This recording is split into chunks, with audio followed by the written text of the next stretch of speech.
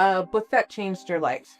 About 30 years ago, my guru, healer, spiritual guide told me about a book called An Ascension Handbook. It was this thin little purple paperback, and it talked about channeling and metaphysics and all of these things that I'd never really come to understand. But it absolutely changed my life. It opened me up to a whole new world and was the beginning of arguably my spiritual practice and journey. Reading preference, physical, digital, or audio?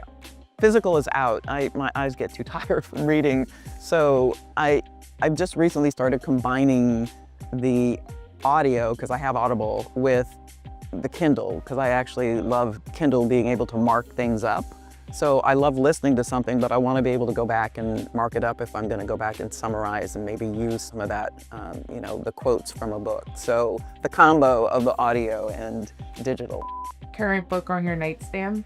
The most recent one that I finished, let's put it that way, is called When We Are Seen. And it's by a good friend named Denise Young, who used to be the head of HR at Apple. And so it's a business book, yes, but it's part memoir, and it's really important when you're thinking about being seen in every context for who you are at work and in your life. Beautiful, beautiful book. Favorite genre of books? It's nonfiction, and it falls into the spiritual realm. I've read a lot of things that have to do with spirituality and metaphysics and even physics, because that's so important to me, to understand what's not seen.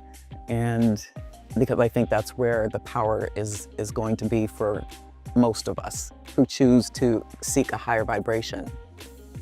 You got to understand it and not get caught up in what we're seeing around us. And it's perpetrating a whole lot of fear. I'm looking beyond that. Author you'd love to have dinner with?